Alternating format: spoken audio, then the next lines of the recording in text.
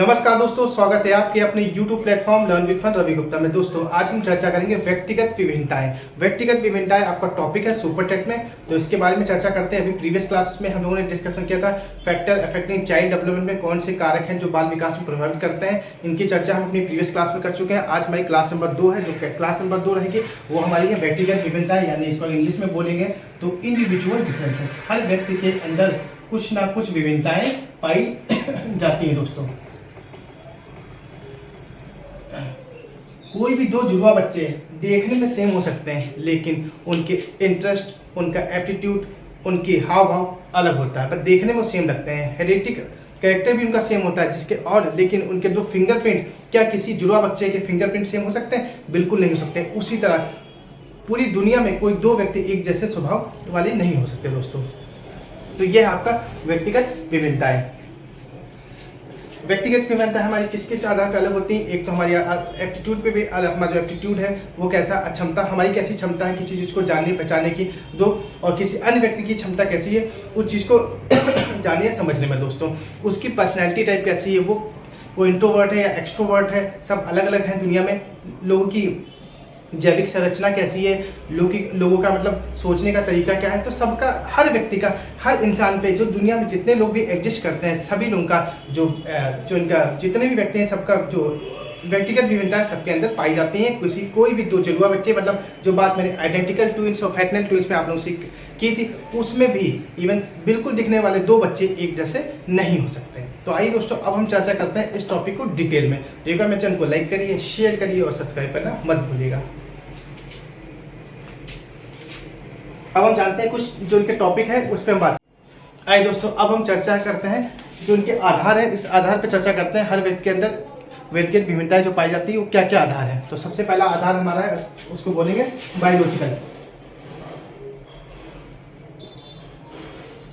Biological factor, जिसको हिंदी में बोलते हैं आई थिंक जैविक संरचना। बायोलॉजिकल फैक्टर क्या होता है? ये आपका हेरिडिटी, मतलब वंशानुगत चलता है। अगर आपके माँ बाप का जैसा स्वभाव था, कुछ उस स्वभाव से ही बच्चा भी, जो उनका बच्चा होगा अपने माँ बाप के स्वभाव की ही तरह होगा। दोस्तों माँ बाप का जो बॉडी स्ट्रक्चर है, कुछ बच्चे का भी उस तरह का बॉडी स्ट्रक्चर होगा, जैसे माँ बाप घर जैसे। और ये सब डिपेंड करता है आपका हेरिडिटी, मतलब वंशानुगत पे सब कुछ डील करता है। लेकिन जब बच्चा समाज में या स्कूल में जाता है तो सब बच्चे क्या होते हैं, सबकी सोचने की क्षमता, सबकी बॉडी स्ट्रक्चर सबका अलग होता है। ठीक है, तो यही क्या है, ये हमको हर बच्चे से अलग करता है क्या, जैविक जो हमारा बायोलॉजिकल फैक्टर है, ये हमको भिन्न करता है अन्य बच्चों से। दूसरा हमारा है मेंटल लेवल, मतलब आपका ये हुआ आपका बौद्धिक स्तर। हिंदी में बोलेंगे बौद्धिक स्तर। हिंदी अगर गलत लिखी हो तो प्लीज हमको माफ करना, क्योंकि हम इंग्लिश मीडियम वाले बच्चे हैं भैया। मानसिक स्तर, इसमें क्या होता है, हर बच्चे का आईक्यू एक जैसा नहीं हो सकता। कोई बच्चा तेज पढ़ने वाला होगा, कोई स्लो पढ़ने वाला होगा। किसी बच्चों को क्या है, कोई चीज़ कार ड्राइव करना बहुत जल्दी आ जाता है, तो किसी बच्चों को कार ड्राइव करना देर में आता है। किसी बच्चे को मैथ जल्दी समझ में आती है, तो किसी बच्चे को मैथ देर में समझ आती है। तो उनकी ये मेंटल लेवल पे सब कुछ डिपेंड करता है। दोस्तों अगला आ गया आप लोगों का इमोशनल।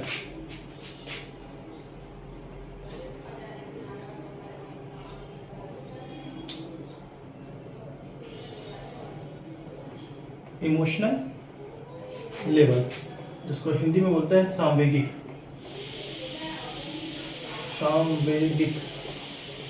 आपने देखा होगा कुछ लोग क्या होता है कि ज्यादा इमोशनल हो जाते हैं। कोई मूवी चल रही होती है, तो मान लो 4 लोग बैठे मूवी देख रहे हैं, आपके 4 दोस्त, और कोई मूवी में ऐसा सीन आ गया रोने रहने वाला, तो एक बच्चा इमोशनल हो जाएगा, दूसरा बच्चा उसी को हंसते हुए हंसेगा उसी सीन पे। अब देख पागल है, वो रो रहा है। तो क्या है, हर व्यक्ति का इमोशनल लेवल भी अलग अलग होता है हर स्थिति के अनुसार। अब आगे आपका चौथा आपका है सोशली और कल्चरली। सोशली और कल्चर मतलब इसको सांस्कृतिक बोलते हैं हिंदी में।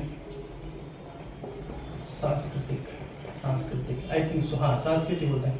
अब क्या होता है भैया, बच्चे हर अलग अलग बैकग्राउंड से स्कूल में पढ़ने जाते हैं, तो किसी के घर का बैकग्राउंड कुछ और है, किसी के घर का बैकग्राउंड कोई और, कोई बच्चा हिंदू फैमिली से आ रहा है तो कोई पंजाबी फैमिली से आ रहा है, कोई मुस्लिम फैमिली से आ रहा है, किसी सिख फैमिली से आ रहा है। तो हर बच्चे के घर का जो कल्चर होगा, जो उनके घर सामाजिक संरचना होगी, जैसे घर में हाव भाव होगा, जैसे लोग रहते होंगे, ये सब किस पे डिपेंड करेगा, उनको किस आधार पे भिन्न करेगा, उनकी सोशल और कल्चर मतलब उनकी संस्कृति पे बच्चों को भिन्न करेगा अन्य बच्चों के साथ में। तो आप लोग को ये 4 जो व्यक्तिगत विभिन्नता है वो मोस्ट है कौन कौन सी, एक जैविक के आधार पे करती है, आपको अलग करती है, मतलब हेरिडिटी के बीच पे आपको अलग करती है।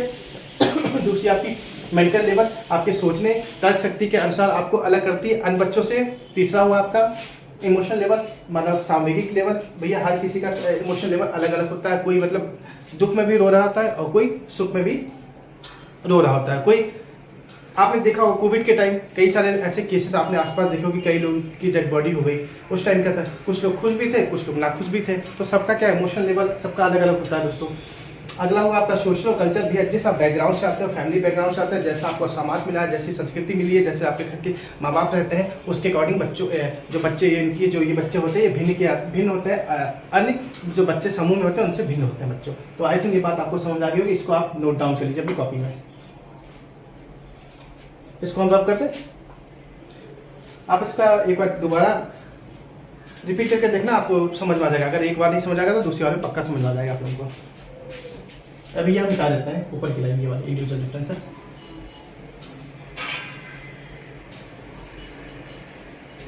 चैनल को लाइक करना, शेयर करना और सब्सक्राइब करना मत भूलिएगा दोस्तों। व्यक्तिगत विभिन्नता आपकी 2 आधार पे होती है, एक होती है आपकी इनहेरेंट, मतलब जो हमारी हेरिडिटी या वंशा अनुक्रम को पाई जाती है, एक होती है एक्वायर्ड, एक अर्जित। हालांकि इसकी बात हम आगे करते हैं अपन चर्चा, पहले हम कुछ और चीजें जान लेते हैं। रंग रूप, आप सोचोगे मैं क्या लिख रहा हूँ, रंग रूप बुद्धि, बुद्धि और आपका और आकार। देखो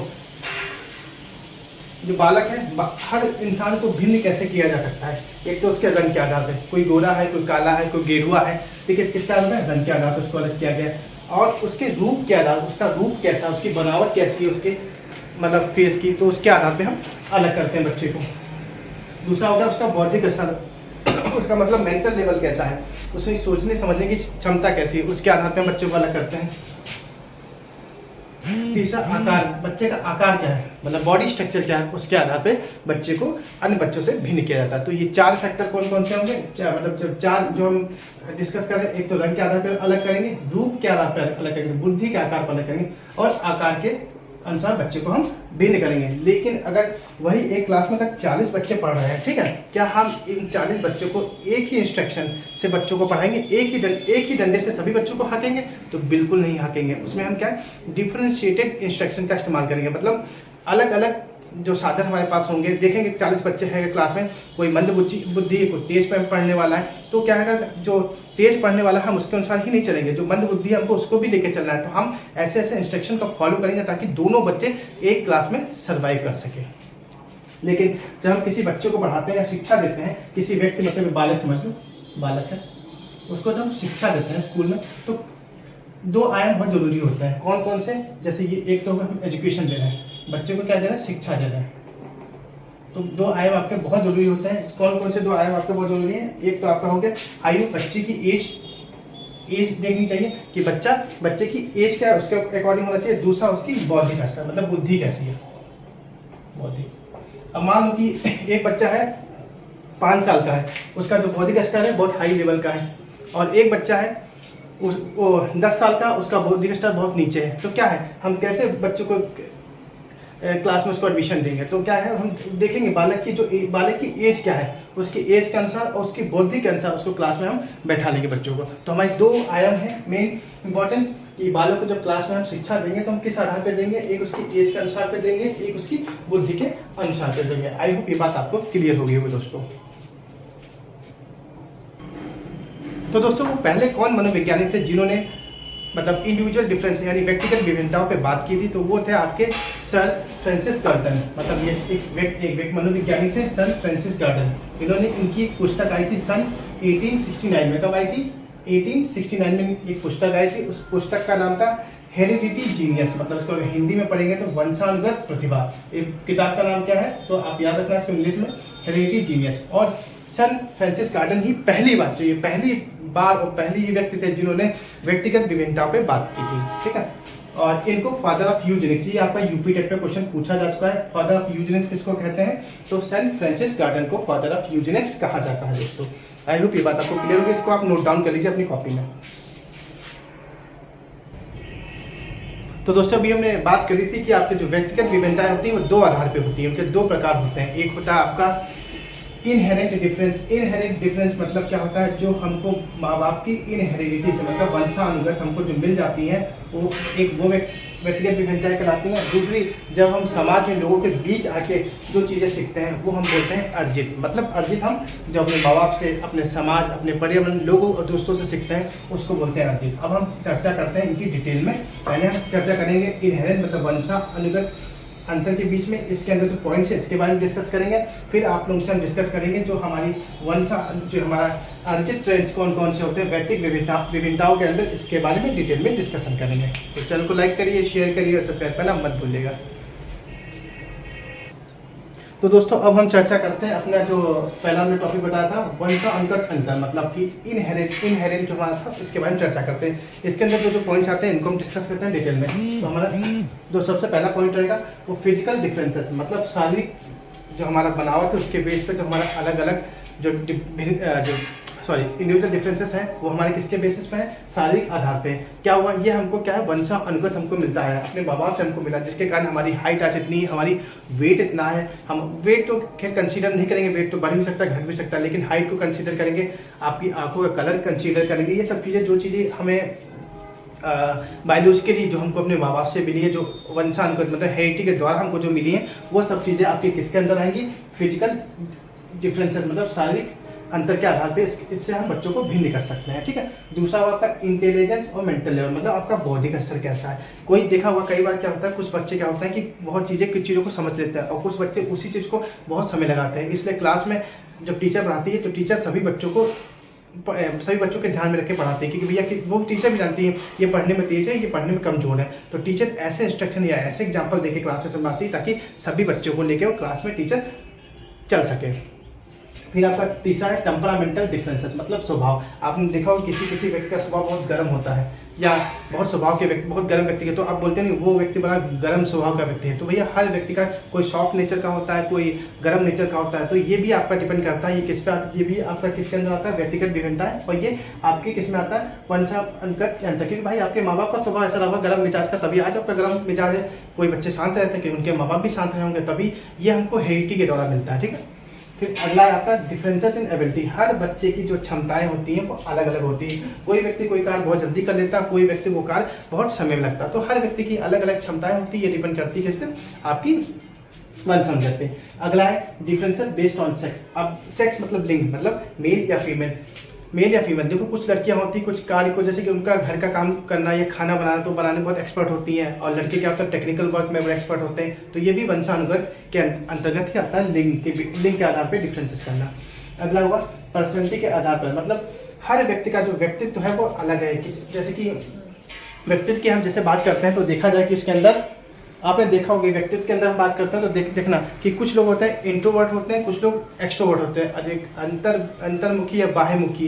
इंट्रोवर्ट वो लोग होते हैं जो अपनी बात सिर्फ अपने से ही कहते हैं और सब चीज़ अपने हिसाब से डायरेक्शन करते हैं। एक्सट्रोवर्ट जो लोगों के सामने अपनी बात कह पाते हैं। तो हर व्यक्ति का जो व्यक्तित्व होता है वह अलग अलग होता है। ये भी हमारा वंशानुगत के अंदर आता है, जिनके वो हमको क्या है हेरिडिटी के द्वारा ही हमको ये चीज़ें मिलती हैं। फिर अगला है आपका मैच्योरिटी परिपक्वता आपकी वो चीज़ होती है भैया, अब जब बच्चे का मैच्योरिटी लेवल कैसा है इसके आधार पे काम करता है। ये आपका एज के अनुसार होता है कि आपकी एज कैसा है, आपका एक्सपीरियंस कैसा है, आपका मेंटल लेवल कैसा है। ये सब चीज़ें आपकी किसके अंदर आती है, मैच्योरिटी के अंदर आती हैं। फिर आखिरी पॉइंट आता है एप्टीट्यूड। एप्टीट्यूड क्या होता है, ये आपका जन्मजात होता है, जन्मजात से ही आपको प्राप्त होता है कि आपका जो एप्टीट्यूड मतलब अभिक्षमता है वो कैसी क्षमता है, ठीक है। इसे एक्वायर्ड स्किल भी कहा जा सकता है और नहीं भी कहा जा सकता है, लेकिन एप्टीट्यूड आपकी क्या है, ये आपकी जन्मजात होती है।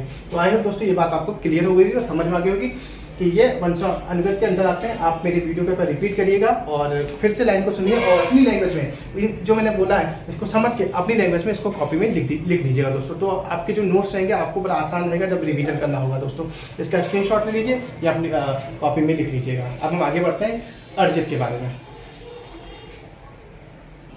तो दोस्तों अब हम चर्चा करते हैं आपके अर्जित इनहेरिट कौन कौन से होते हैं। मतलब अर्जित तो हम व्यक्तिगत विभिन्नताएं के अंदर जो दूसरा टॉपिक था वो अर्जित मतलब कि एक्वायर्ड ट्रेट कौन कौन से होते हैं। तो सबसे पहला था सोशल डिफरेंसेस मतलब सामाजिक विभेदीकरण। मतलब इसमें क्या होता है जब बच्चे समाज में जाते हैं तो सबके बीच में बैठते हैं घुलते हैं, आप सभी जानते हो, ठीक है। तो उसके आधार पे बच्चे का क्या होता है कि इनका जो सोशल डिफरेंस है इस आधार पे किया जाता है। हर बच्चे का स्वभाव या नेचर एक जैसा नहीं हो सकता, जिसके कारण बच्चों को यहाँ सोशली डिफरेंस किया जाता है। दूसरा हुआ अचीवमेंट। अब क्या है, आप समाज में रह रहे हो, किसी बच्चे कोई एक बच्चा IAS बन गया, एक बच्चा डॉक्टर बन गया, तो उसके अचीवमेंट्स हैं कुछ ना कुछ, ठीक है। तो ये भी क्या होता है, ये भी हम एक्वायर करते हैं एक दूसरे को देख के, भाई वो बच्चा ऐसा बन गया तो हम भी पढ़ाई करेंगे तो हम भी ऐसा बन जाएंगे। तीसरा हुआ हमारा कल्चर, हमारे घर का जो संस्कृति या बैकग्राउंड है उसके अनुसार बच्चे को डिफ्रेंशिएट किया जाता है भैया। कि अगर बच्चा कोई हिंदू फैमिली से है या कोई पंजाबी है, कोई मुस्लिम है, कोई सिख है, तो उनके घर का जो बैकग्राउंड या कल्चर जो संस्कृति उस हिसाब से बच्चा रहता है और उस हिसाब से बच्चे की जो लैंग्वेज होती है, जो फ्रिक्वेंसी होती है, उस अनुसार बच्चा बोलता है। अगला आपका होता है इमोशनल सामवेगिक। भाई इसमें भी बच्चों को डिफ्रेंशिएट किया जाता है सामवेगिक रूप से, क्योंकि कुछ बच्चे जल्दी इमोशनल हो जाते हैं, कुछ बच्चे देर में इमोशनल होते हैं, कुछ बच्चे क्या बहुत जल्दी भावुक होकर रोने लग जाते हैं, कुछ लोग उसी बात पे हंसने लग जाते हैं। अगला होगा लर्निंग स्टाइल। लर्निंग स्टाइल क्या होती है, सीखने की तरीके मतलब का प्रकार बोले जाए। कुछ लोग क्या होता है कि कुछ लोग क्या होता है कि जैसे नाटक जो मंचन होता है उसके द्वारा करके जल्दी सीखते हैं, कुछ लोग विजुअल देख के जल्दी सीखते हैं, जैसे अभी आप यूट्यूब पे मुझे देख रहे होंगे तो जल्दी समझेंगे, या कुछ लोग होते हैं जो किताब से ही पढ़ता है, ठीक है। ये आपका लर्निंग स्टाइल के अंदर। दूसरी बात आपका लैंग्वेज होगा। लैंग्वेज के बेस पे बच्चों को अलग किया जाता है, कोई हिंदी बोलता है, कोई इंग्लिश बोलता है, कोई पंजाबी बोलता है, जिसके अनुसार बच्चे को अलग किया जाता है। अगला हुआ एप्टीट्यूड। हर बच्चे की जो क्षमताएं जो क्या होता है, एटीट्यूड क्या होता है, किसी का नज़रिया देखने और समझने का अलग अलग होता है और वो नज़रिया हम गेन करते हैं अपने एक्सपीरियंस के द्वारा, तो ये एटीट्यूड के अंदर आता है। आई होप ये बात आपको क्लियर हो गई होगी। आप इसको एक बार फिर से रिपीट करके देखिएगा वीडियो, तो आपको जल्दी समझ आएगा, क्योंकि मेरी जो आवाज़ है, स्पीड है, वो बहुत ही फास्ट है दोस्तों। अब दोस्तों हम चर्चा कर लेते हैं कुछ महत्वपूर्ण टर्म्स हैं जहाँ से क्वेश्चंस बन सकते हैं, इनके बारे में जानकारी प्राप्त करता है। एक आपका है विभेदी अनुदेशन मतलब डिफरेंशिएटेड इंस्ट्रक्शन। इसके अंतर्गत क्या क्या चीज़ आती है, हम सबसे पहले देखेंगे बच्चे की एज क्या है, उसकी एज क्या है, मतलब उसकी आयु क्या है, उसका इंटरेस्ट क्या है, और उसका लेवल क्या है, मतलब उसकी सोचने समझने का जो स्तर है वो क्या है, जिसके बेस पे बच्चे को हम डिफरेंशिएटेड इंस्ट्रक्शन का मतलब वो होता है कि क्लास में 40 बच्चे जो पढ़ रहे होते हैं तो टीचर को ध्यान में रखना होता है कि सभी बच्चों का जो लेवल है वो कैसा है। मतलब कि कोई बच्चा जो पढ़ने में तेज है, कोई धीमा है पढ़ने में, कोई जैसा भी है XYZ, तो हर बच्चे को लेकर टीचर को क्लास में चलना है। टीचर को ऐसा समझाना है कि एक मंदबुद्धि बालक को और एक विशिष्ट बालक को, दोनों ही बालक को समझ में बातें आनी चाहिए, जिसके कारण क्या होता है क्लास में टीचर को पढ़ाते समय कौन सा इंस्ट्रक्शन का इस्तेमाल करना चाहिए, विभेदी अनुदेशन। कौन सा, डिफरेंशिएटेड इंस्ट्रक्शन। एक होता है आपका क्वेश्चन आता है यूनिफॉर्म और दूसरा आपका हुआ डिफरेंशिएटेड, ठीक है। तो आपका क्वेश्चन पूछा जाए कि टीचर को क्लास में कौन से इंस्ट्रक्शन का इस्तेमाल करना चाहिए, तो डिफरेंशिएटेड करना चाहिए। यूनिफॉर्म में क्या होता है कि हम सभी बच्चे को एक ही डंडे से हाँकते हैं। इसमें क्या होता है कि बेचारे जो कमजोर बच्चे होते हैं वो तो मर ही जाते हैं, और जो सर्वाइव करने वाला जो बच्चा होता है वो सर्वाइव कर जाता है। तो हम यूनिफॉर्म इंस्ट्रक्शन का कभी भी इस्तेमाल नहीं करेंगे, हमेशा हम डिफरेंशिएटेड इंस्ट्रक्शन का इस्तेमाल करेंगे बच्चों को पढ़ाते समय। अब हम अगला टॉपिक जानते हैं एबिलिटी ग्रुपिंग। चैनल को लाइक कर देना, शेयर कर देना और सब्सक्राइब भी कर देना अगर समझ में आना। तो दोस्तों एबिलिटी ग्रुपिंग,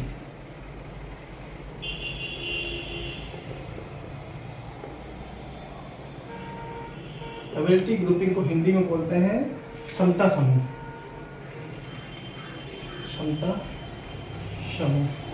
इसमें दो होते हैं, एक होता है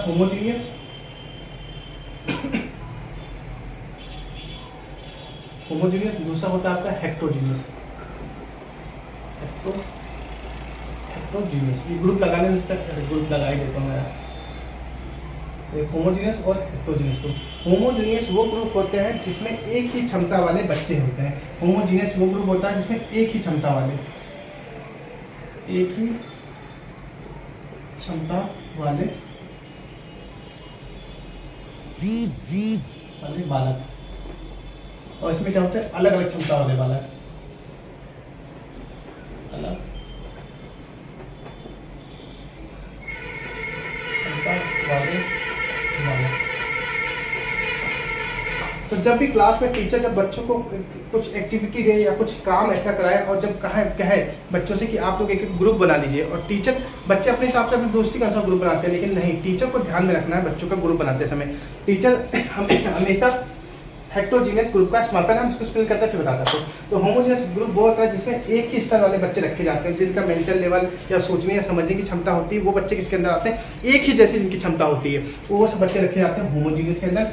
हेट्रोजीनियस के अंदर वो बच्चे रखे जाते हैं जिनकी सोचने और समझने की क्षमता अलग अलग भिन्न भिन्न होती है, वो आपके हेट्रोजीनियस के अंदर आते हैं। अब टीचर को जब भी क्लास में बच्चों को जब ग्रुप बनवाए तो टीचर हमेशा कौन से ग्रुप का इस्तेमाल करे, तो हमेशा टीचर हेट्रोजीनियस ग्रुप वाले बच्चों का इस्तेमाल करें, ताकि इस ग्रुप में कोई मंद बुद्धि बालक है तो वो जो बच्चा तीव्र गति मतलब तेज चीज़ों को समझता जो है, उस बच्चे से मंद बुद्धि वाला बालक कुछ सीख सके। यहाँ पे क्या है, कोई मंद बुद्धि सभी बच्चे मंद बुद्धि हैं तो किससे सीखेंगे, किसी नहीं सीखेंगे, या सब तेज बालक है तो तेज ही रहेंगे। तो यहाँ पे हेट्रोजीनियस ग्रुप, जब भी टीचर क्लास में बच्चों को पढ़ाए तो हमेशा हेट्रोजीनियस ग्रुप बनवाए, हेट्रोजीनियस ग्रुपिंग कराएं। अगर आपके ग्रुप पे एग्जाम में क्वेश्चन पूछा जाए कि कौन से ग्रुप का टीचर को इस्तेमाल करना चाहिए, तो हेट्रोजीनियस मतलब अलग अलग क्षमता वाले बच्चों को रखना चाहिए, और होमोजीनियस के अंदर सेम क्षमता वाले बच्चे रखे जाते हैं। तो सबसे बेस्ट आपका होता है हेट्रोजीनियस ग्रुप, हेट्रोजीनियस ग्रुप।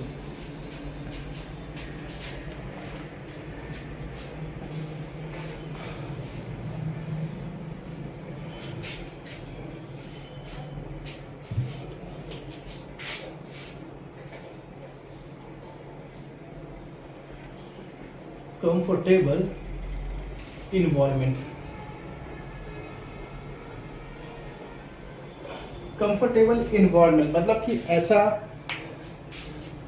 वातावरण बच्चों को दो ताकि बच्चों को कंफर्टेबल महसूस हो। बच्चा एक क्लास में पढ़ने आ रहा है और उसका जो स्तर है थोड़ा सा लो है, मंद बुद्धि है, और उसको चलने में दिक्कत है, या कोई ऐसा बच्चा जो फिजिकली हैंडीकैम्प है और बेचारे क्लास में चढ़ने में दिक्कत हो रही है, तो क्लास जो स्कूल होता है वो स्कूल बच्चों को कुछ ऐसी फैसिलिटी प्रोवाइड करे कि बच्चा आसानी से वो जो सीढ़ियाँ उस पर चढ़ सके, अगर स्कूल के अंदर बनी हो तो।